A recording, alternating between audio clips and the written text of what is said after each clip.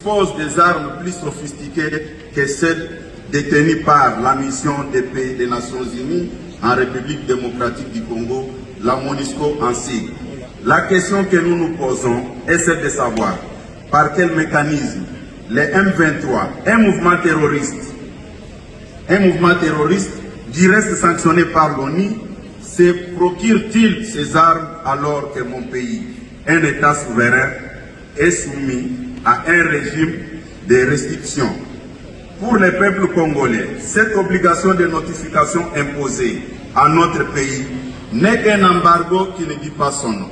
C'est ainsi que, du haut de cette tribune, l'Union pour la démocratie et le progrès social en appelle davantage à un élan de solidarité de la grande famille socialiste ici réunie au Congrès, au 26e Congrès ici à Madrid, afin d'exiger au gouvernement rwandais de retirer ses troupes du M23 du territoire congolais et d'obtenir la cessation de l'agression de notre pays par son armée. 2. D'obtenir sans condition la fin des violences exercées contre le peuple congolais par des différents groupes armés, souvent soutenus par des puissances occultes dans la partie est de notre pays. 3. D'apporter un soutien diplomatique au combat de son Excellence Monsieur le Président de la République démocratique du Congo et l'ensemble de son gouvernement dans la lutte qu'il mène pour l'instauration d'une paix durable, non seulement dans les pays, mais aussi dans la sous-région des Grands Lacs. 4. De solliciter auprès des Nations Unies la levée immédiate du régime de notification d'achat d'armes imposées à notre pays.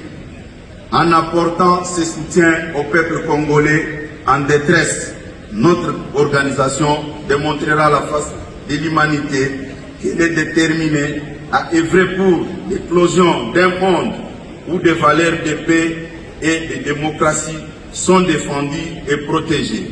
J'ai dit et je vous remercie. Thank you very much, Comrade Kabuya. We move to Marlene Adema, Comrade Mustafa Diko.